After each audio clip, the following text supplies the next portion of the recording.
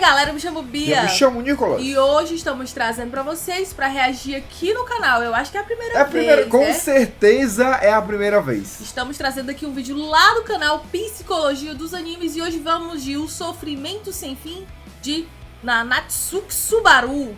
Psicologia de ReZero. Verdade. Graças ao nosso amigo patrocinador, Yuta. Yuta, tamo junto, tá?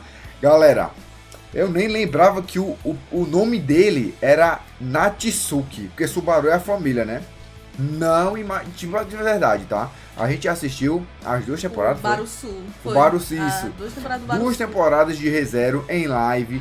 Caso vocês não saibam, vocês estão perdendo. Estamos assistindo um monte de coisa.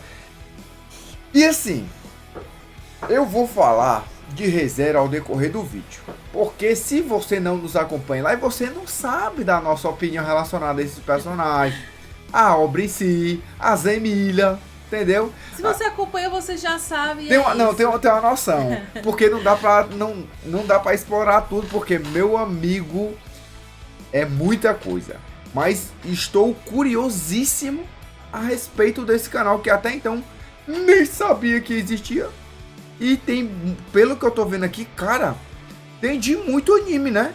E inclusive tem uns que a gente já assistiu, ó. Apotecari, a gente já assistiu Narutinho. Cara, Blue Lock, nossa, interessante demais. O Itoshirin ali. Não é isso? E a gente sempre fala, ou no começo ou no final do vídeo. Dependemos muito do feedback de vocês para entender o retorno, para continuar trazendo. Show? Então, desde já, faz tudo que a gente já... like. Não custa nada, é só um clique. Hype também ajuda nós. Então, velho, bora nós. Eu espero que não dure os 40 minutos, porque, meu amigo... a gente fala demais, então bora conferir. Aproveita e se inscreve aqui no canal, se você não é inscrito. Deixa o like, que ajuda muito. Nos acompanhe na Twitch, em live todo dia, às 18 da noite, às 10 da manhã. E hype o vídeo aí. Parte react. Então, galera, bora começar. O link do vídeo original tá na descrição. Bora lá.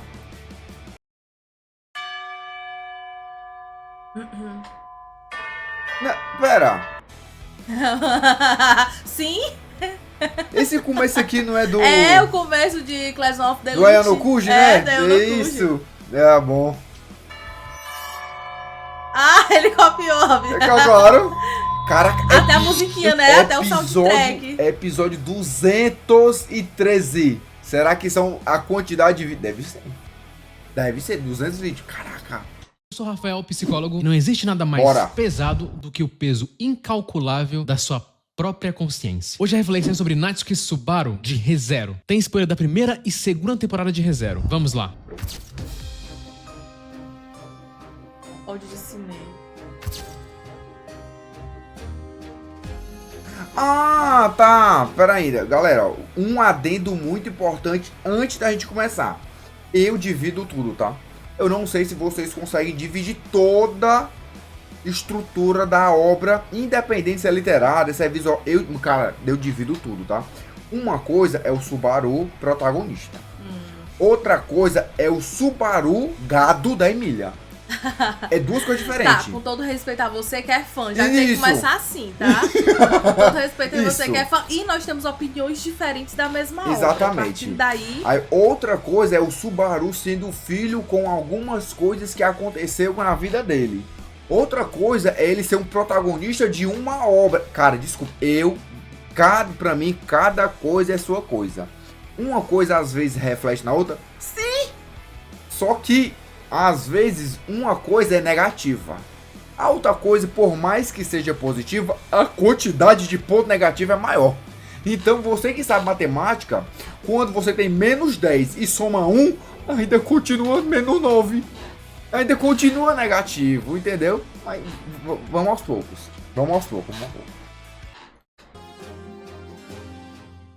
ReZero conta a história de Subaru, um garoto comum que é mandado para um universo de fantasia. Ele vai para esse universo sem necessariamente um grande poder, exceto toda vez que ele morre, ele reinicia em um ponto anterior no tempo. É igual quando estamos jogando videogame e reiniciamos o save. Esse poder dele é bastante doloroso e solitário, já que ele não pode contar para ninguém sobre ele. Pegando só esse exemplo, você pode imaginar o tanto que isso pode causar de danos na mente de alguém. Que foi de fato o que ocorreu com o Subaru. Um personagem que possui uma baixa autoestima, uma forte insegurança, uma grande ansiedade e, por tudo isso que eu citei, um forte sentimento de solidão. O Subaru é muito parecido com muita gente, alguns mais do que outros, mas de alguma forma conseguimos ver um pouquinho dele na gente. E a reflexão de hoje é importante pra muita gente, principalmente para as pessoas que são atormentadas pela própria mente. Falando de um anime com vestimentas específicas e especiais, venho aqui falar da Insider Store, a nossa parte extremamente confortável e versátil. Serve em várias ocasiões. E do lado, Insider Store. O psiquiatra britânico Lang certa vez escreveu que há 3 coisas de que os seres humanos sentem medo: da morte, de outras pessoas e da própria mente. E a própria mente é o maior inimigo do Subaru, uma mente que faz ele mesmo se odiar. Como seria morrer e poder voltar ao mesmo ponto? Como seria poder reiniciar as coisas novamente? E melhor de tudo, você volta com as mesmas memórias, só que ninguém lembra de você. É isso que acontece com o Subaru, que é transportado para um ambiente diferente. Ele vive na nossa realidade e aí depois é transportado para um ambiente de RPG. Ele percebe que pode viver uma nova vida, e tudo parece perfeito, até o momento que ele começa a lidar com os custos de tudo isso. A realidade que o Subaru vivia não era boa e ele tem uma chance em um novo ambiente de fazer diferente. E esse cenário é perfeito porque o ambiente moldou bastante o Subaru. Baseado no princípio do contágio emocional, que sustenta que as emoções de 2 ou mais pessoas convergem e são transmitidas de pessoa para pessoa em grupos maiores, o contágio emocional é uma coisa extremamente forte. As emoções são mais contagiosas do que qualquer vírus conhecido e são transmitidas de forma muito fácil. E o Subaru foi totalmente influenciado pelo seu contexto familiar. Isso moldou a personalidade dele. O Subaru cresce em uma boa família. Seu pai, o Kenichi, é uma pessoa amável, com muito talento e com muito carisma. E o Subaru admirava muito ele. E assim como todo filho que admira o pai, ele quer ser como ele. E o Subaru agia assim na escola. Ele tentava emular o comportamento do pai e com isso todos o admiravam. Só que aí quando ele entra no ensino médio, as coisas começam a mudar. Lá ele começa a se sentir mais inseguro, porque lá também existem pessoas mais inteligentes, mais carismáticas que ele. E ele sente como se estivesse perdendo o seu lugar no topo, perdendo aquilo que ele estava totalmente acostumado. E aí, numa forma de desespero, ele começa a querer chamar atenção para ter a mesma atenção que ele tinha antes. Ele queria mostrar para todo mundo que ele era o mesmo cara de antes, ele era o mesmo cara incrível de antes. Só que isso meio que apenas afastou ele das pessoas. Tudo parecia muito forçado. Ficava evidente que ele queria apenas chamar a atenção. Nós, seres humanos, somos programados para chamar a atenção. Pode parecer uma preocupação exclusivamente moderna, mas deriva de um impulso antigo, a sobrevivência. A compreensão de que tudo o que precisamos ou queremos só pode ser obtido por meio de outras pessoas. Então é melhor chamarmos a atenção delas. A evolução também traz para cada criatura um desejo, um impulso. Tecnicamente, impressionar os outros é bom para nossos genes. Era isso que inconscientemente impulsionava o Subaru. E na adolescência, a fase que o Subaru tá, isso é mais forte ainda. Você que é adolescente, ou vocês que eram adolescentes, perceberam já tentando chamar a atenção de pessoas, de colegas. A validação na escola é muito importante. Atribuímos um peso muito grande à validação quando somos adolescentes. Nessa fase, se não nos adaptarmos, podemos sentir uma dor profunda, como se não fôssemos validados. O sistema mesolímbico, que é responsável, entre outras coisas, por regular o sistema de recompensa do nosso corpo, ele também reforça a repetição de comportamentos que criam prazer, como festejar com amigos ou comportamentos de sobrevivência, como beber água de vez em quando ou em dias muito quentes. A ativação do sistema mesolímbico, particularmente mediada pela produção hormonal. É por isso que durante a adolescência, sua ativação é muito alta. E isso causa uma grande desordem, como a necessidade alta de busca por validação. Outro ponto também é que quando somos adolescentes, nosso sistema de grupos é menor. Então com isso o adolescente coloca muito peso em um grupo específico porque ele não tem muitos grupos. Quando somos adultos, temos grupos maiores. O trabalho, a família, os amigos, o grupo de estudo, enfim, são vários. Para o adolescente, às vezes não existe outros grupos pesando a balança. Isso faz com que nessa fase coloquemos muito peso na opinião e visão de um grupo específico. Na adolescência é como se tratássemos as pessoas da nossa sala, da nossa escola, como se fossem as únicas do mundo. Então o Subaru passou por algo que é comum nessa fase, a busca por validação. Quando assistimos o anime de ReZero, percebemos esse comportamento nele, porque ele tenta o tempo inteiro, nesse novo ambiente, nesse novo universo medieval, fazer as pessoas rirem o tempo todo. E com isso ele acaba tendo um comportamento bem exagerado, como se... Pera, aqui... Galera, eu não sei, tá? Desculpa, a minha percepção é... Eu assisti apenas uma vez. E faz um tempo já. E faz pra mim é muito tempo. Pra mim faz muito tempo. E assim, eu não consigo ver, de novo, apenas uma vez assistida. O Subaru quer agradar todo mundo, não. Como é que é, rapaz? Eu não lembro disso. Tipo, de verdade, eu não lembro disso, que ele quer agradar todo mundo. Eu posso estar enganado, mas de novo, assisti uma vez, não vi a Light Novel, não vi nada disso. Eu via ele como um rapaz bom, que queria ajudar.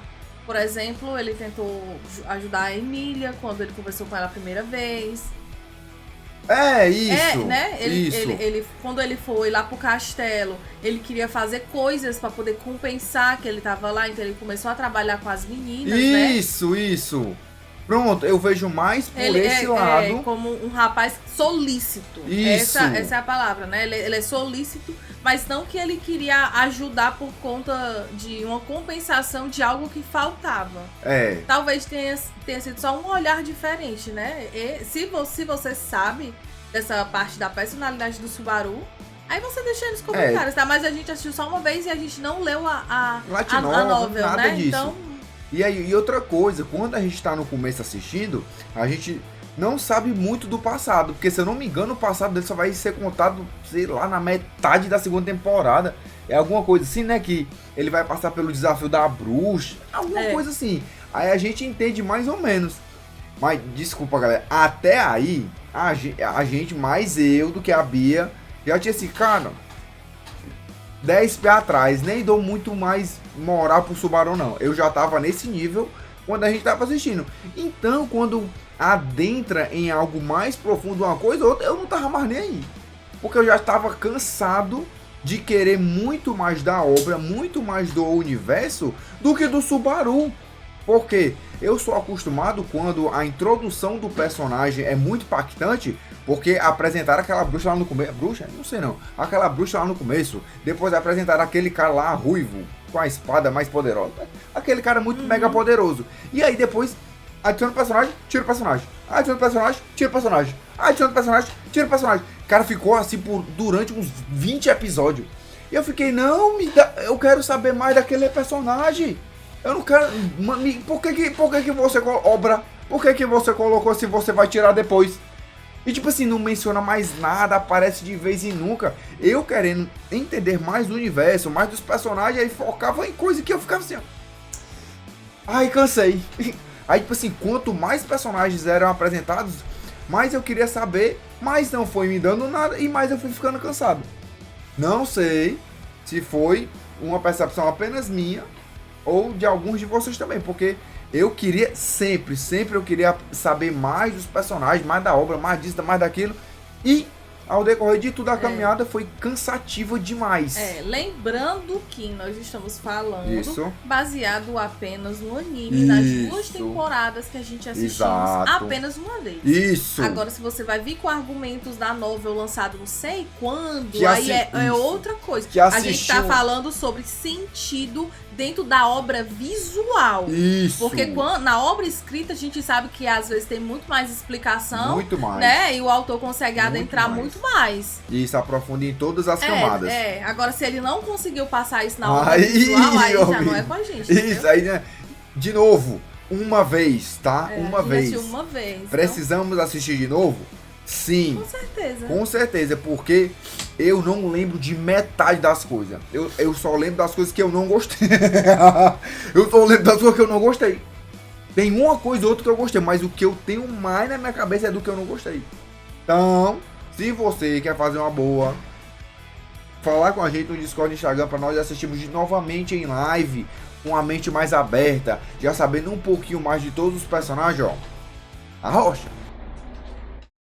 Fosse uma espécie de encenação, o que faz com que ele acabe sacrificando a própria autenticidade. E o Subaru começa a ficar escravo disso. Nesse novo mundo, ele conhece a Emília, a Ren, ele faz novas amizades, mas muito baseado no que ele tenta mostrar para os outros. Porque, apesar dessas novas conexões, ele tecnicamente está sozinho. Porque ele não pode contar pra ninguém que ele morre e reinicia. Ele reinicia com as mesmas memórias. E isso vai criando um estresse absurdo nele. Subaru acaba morrendo diversas vezes e mortes dolorosas. Em alguns momentos, ele acaba sendo morto, mas em outros, ele mesmo causa a própria morte apenas para voltar ao local de antes, com o objetivo de resolver algo. Presenciando várias mortes, percebemos que o Subaru vai meio que dessensibilizando com as mortes que vão ocorrendo. Tanto que o Roosevelt, quando mata ali pessoas que ele gosta em sua frente, ele não se abala mais. Ele sabe que ele pode voltar no tempo e começar novamente. Então ele começa a enxergar a morte dele e a dos outros de maneira muito trivial. E o fato dele lembrar de tudo torna as coisas muito dolorosas, visto que nossas dores vêm justamente da relação que temos com nossas memórias. Como cita Ivan Esquerdo em seu livro Memória, somos aquilo de que nos lembramos. Quando o Subaru retorna, tudo aquilo continua afetando ele. E em situações estressantes, temos memórias mais estressantes. Esse fenômeno denomina-se dependência de estado endógena e tem uma enorme importância adaptativa. Permite que, perante uma situação presumivelmente perigosa, como em geral são todas situações com alto conteúdo de alerta ou ansiedade, a pessoa traga à tona seu acervo de memórias de circunstâncias do gênero, para assim poder ter à disposição um conjunto de respostas possíveis. Quando alguém passa por momentos de estresse de forma seguida, acaba também tendo uma sequência muito alta de priorização de pensamentos que geram alerta, e isso com o tempo acaba criando um estresse crônico profundo, como de fato aconteceu com o Subaru. E aí, somando tudo isso, ele tinha que lidar com todas as situações sem ter ninguém, e ainda preservando uma máscara de felicidade e de alegria que ele não estava tendo. Durante o anime, meio que algumas pessoas se irritam com o Subaru, porque ele tem um comportamento muito exagerado em vários momentos. Essa história que eu contei dele no início do vídeo só é revelada bem lá na frente. E depois dessa história... Tá aí, mano, tá aí. A gente falou nesse instante, porque é lá no teste da bruxa. Então, até lá, velho, a gente fica assim, ó, meu Deus do céu, cara. Melhore, né? Evolua. E aí, desculpa, cara, se você nos conhece assim, muito de perto, e não frequenta live, assim, né, pelo menos umas 2, 3 vezes na semana, mano, vocês não está ligado que quando eu não gosto do protagonista, mas é muito difícil eu gostar da obra. Mas é muito difícil. E se o protagonista não me mostrar alguma evolução, alguma coisa, mano, vira o inverso. Eu só consigo falar mal.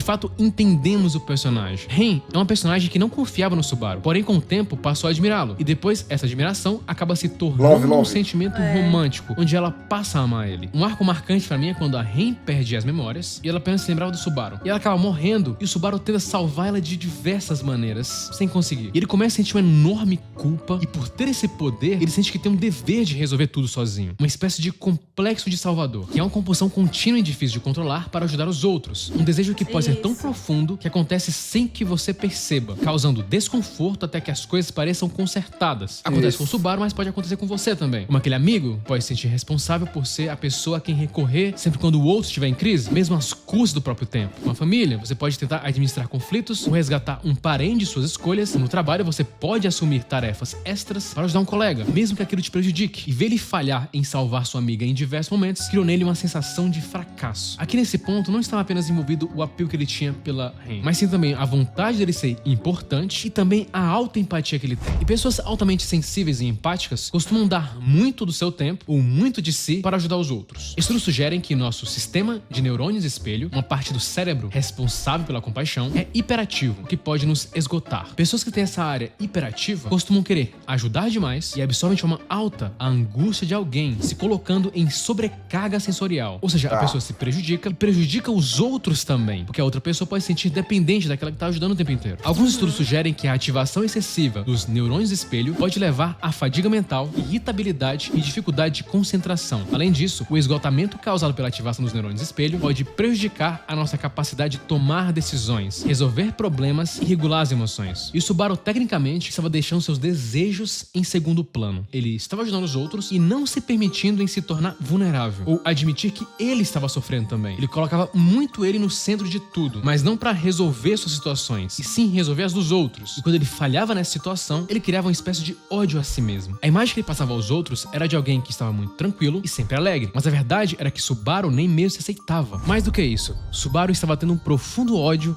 de si mesmo. O ódio a si mesmo nasce com a ideia de que eu quero mudar algo em mim, mas eu não consigo. E o Subaru colocou pra ele expectativas muito altas. Não só nesse novo universo, mas na vida antiga também. Ele apenas replicou isso na nova realidade. O termo cristalização do descontentamento foi cunhado pela primeira vez pelo psicólogo social Roy Baumeister. Ele propôs que uma cristalização do descontentamento ocorre quando um grande padrão de problemas e frustrações leva alguém a um nível mais amplo de significado e levanta a questão de se os aspectos positivos superam os negativos. Basicamente, quando você interpreta várias coisas como sendo ruins pra você, você começa a ver aquilo não como coisas isoladas, mas sim como parte de você. Como o Baumeister falou, cada queixa lembra você de queixas passadas e avisa sobre mais por vir. Isso fez com que o Subaru visse a si mesmo como sendo inadequado e falho. Tem um episódio que ele chama a Ren pra morar com ele, e esse episódio é a clara amostra do que ele estava sentindo. Primeiro que, novamente, ele tentava relevar a situação, mostrando uma calma e confiança que naquele momento não existia nele. Era pura aparência. Para o Subaru, mesmo depois de ter feito várias coisas, ele achava que ainda era um inútil, que não valia nada. Mas a versão que a Ren tinha dele era totalmente diferente. Ela via ele como alguém corajoso, que era gentil e que tinha várias qualidades. Quando ele ouve isso, Subaru começa a dizer que tudo era mentira. As ações do Subaru não acompanhavam a visão que ele tinha de si mesmo. Apesar dele ter se superado em vários momentos, ele não conseguia ver nada disso. Alguém dizer que o amava e o admirava era quase como se fosse um ataque à pessoa que ele odiava. Ou seja, ele mesmo. Não só a Ren fala boas características do Subaru, a Emilia também. Ren cita que é fácil desistir, e isso não combinava com ele. Quando a Ren cita isso, Subaru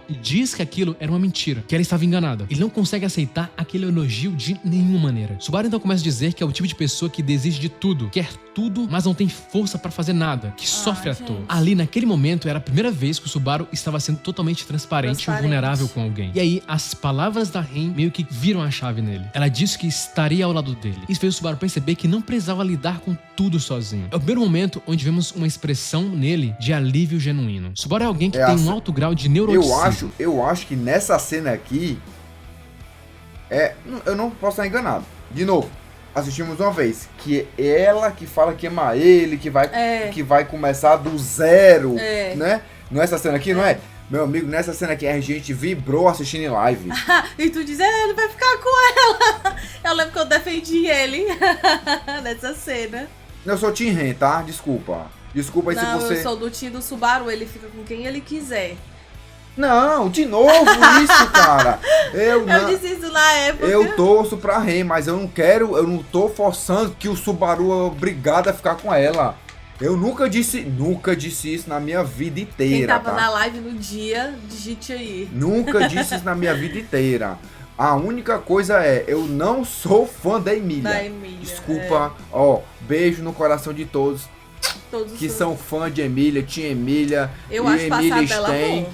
Eu gosto. Eu gosto da Emilia, eu gosto do passado dela. Gosto. É a segunda temporada? E a segunda temporada? É onde passa o passado dela. E é a temporada que a Bia menos gosta. Ela tá passando pano pra isso. Não. Eu gosto mais da primeira temporada. Porque a segunda temporada é essa temporada de quem? Não, deixa eu falar. Eu gosto muito da primeira temporada. Mas da segunda temporada, essa parte da Emilia, essa parte que aparece lá aquele bispo. O bispo da...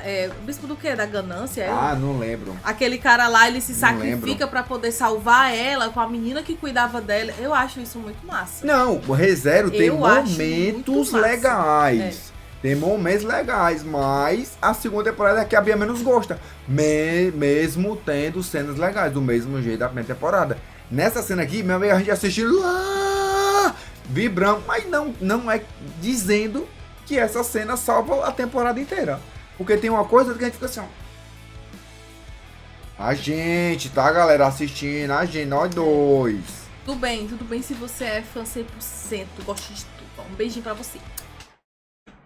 Pessoas que têm uma tendência geral para o neuroticismo geralmente possuem uma essencialmente instabilidade emocional combinada com um tipo de tendência emocional negativa. E com isso, pessoas com alto grau de neuroticismo tendem a lidar com preocupações de maneira mais neurótica do que as outras. Na segunda temporada, Subaru começa a se valorizar mais. Ele começa finalmente a enxergar valor em si mesmo. É aqui que ele percebe que sua existência era importante para muita gente. Algo similar que acontece no grande filme A Felicidade Não Se Compra. Ele percebe que o próprio comportamento normal dele já era o suficiente para as pessoas se interessarem por ele. Satella diz para ele se amar mais. As pessoas ao redor do Subaru ensinaram a ele que fugir dos problemas é uma das piores opções possíveis e que quase sempre resulta ainda mais em dor e impotência. Subaru só consegue lidar com isso melhor quando ele começa a ter mais autocompaixão. Só no momento que ele começa a ver que não precisa ser perfeito ou ideal. Pesquisas mostram constantemente que a autocompaixão está ligada a maior felicidade, criatividade e bem-estar. Estudos sugerem que quando nos tratamos com gentileza em vez de críticas, nos tornamos mais resilientes, menos estressados e mais satisfeitos com a vida. Christine Neff, uma das principais pesquisadoras no campo da autocompaixão, descobriu que pessoas que praticam a autocompaixão têm níveis mais altos de motivação e são menos propensas a experimentar emoções negativas, como vergonha e medo do fracasso. Subaru mal sabia que toda essa pressão que ele tinha em si mesmo apenas fazia mal a ele. Ele precisava se humanizar e perceber que ele cometeria erros também, que estava tudo bem. Quando a Echidna conta que sabia desse poder dele, Subaru sente um grande alívio. Alguém finalmente poderia entendê-lo. E ali naquele momento, a pressão que ele sentia era dissipada. Então Subaru, depois de tudo isso, começa a aceitar sua humanidade. O garoto que fugia de tudo, agora passava a enfrentar mais seus medos e fraquezas. Ou seja, o primeiro passo na mudança é justamente aceitar os seus próprios erros. Só a partir daí que você se permite mudar e seguir de fato o caminho que você quer seguir. A raiva sobre o fracasso pode piorar a situação. Lidar com a raiva já é bem difícil. Quando ela é direcionada a uma falha nossa, pode aumentar mais ainda a pressão interna. Principalmente em alguém que tem uma baixa autoestima e acredite que é totalmente inadequado. Acreditar que você não tem conserto e que tudo vai dar errado reforça ainda mais a crença de que você jamais vai poder mudar. E o nosso cérebro é uma cidade que é construída baseado em nossos hábitos. E os pensamentos são hábitos. E às vezes essa cidade está totalmente comprometida. Em algum momento você vai ter que construir novas rodovias, novos atalhos e aos poucos a cidade vai fluindo com maior facilidade. E essas mudanças vão ocorrendo e em um momento você vai perceber que essa cidade não é mais a mesma. E quando você perceber que a cidade não é mais a mesma, vai chegar um dia que você vai perceber que você também não é.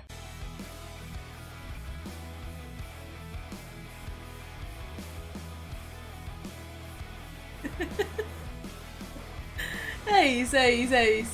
Te fez ter um outro olhar da obra, mudar de opinião? Nada, me desculpem. Desculpa a todos vocês. Nada mudou. Eu acho que a gente precisa assistir de novo. Cara, nada mudou, me desculpa, tá? Nada mudou porque até então, de novo, existem obras que precisamos assistir 2 vezes. Por quê? Exemplo, tem o filme que você, meu Deus, o final do filme tem um plot muito louco e todas as coisas estavam acontecendo desde o começo. Só que ninguém percebeu. Só que você não sabe porque, enfim, é a primeira vez que você tá assistindo. Então, quando você vai assistir pela segunda vez, você vai pensar, caraca, mano, essa obra, desde o primeiro minuto, é rica nos detalhes, é rica disso, é rica daquilo. E a gente sabe muito disso porque a gente reage a alguns vídeos do Sessão Nerd e como a gente não pega quando a gente está assistindo o filme, ele coloca lá 47 detalhes, 50 easter eggs. A gente pensa assim, nossa, a galera se propôs de verdade a fazer uma experiência muito da hora. Lógico que tem como você pegar tudo? Não. Agora, quando você assistir pela segunda, pela terceira, quarta vez, dependendo da obra, vai ficando melhor cada vez que você assiste ou cada vez que você lê. Não sei se pra mim ou pra gente vai ser o caso de ReZero. Porque, de novo, vou ficar repetindo isso. Assistimos apenas uma vez. Entendeu? Mano, aí, agora a proposta fica pra vocês. Se vocês quiserem que a gente assista de novo, com essa percepção mudada, aberto o coração, abertamente pra entender nosso querido protagonista Subaru e Emília, patrocina pra gente assistir em live de novo, pra trocar ideia, porque quando a gente assistiu primeira vez ReZero, sei lá, faz 1 ano, eu acho que faz no mínimo 1 ano, então faz mais de 1 ano. Foi uma das primeiras obras que a gente assistiu em live, canal, né? Nossa, faz muito tempo, então a gente, né, vai se adaptando, vai tendo essa experiência e hoje em dia, lógico que a nossa mente é muito diferente do que há 1 ano, 2 anos atrás, do mesmo jeito da sua. A gente pode evoluir como ser humano, entendeu? Então, qualquer coisa, entre em contato comigo, com a Bia no Instagram ou no Discord e vamos para essa segunda jornada com a mente mais aberta, com o coração mais voltado, porque a gente não sabia como era a obra e hoje a gente sabe, quer entender para ser fã igual você. Show demais, galera. É isso, estamos por agora e até a próxima.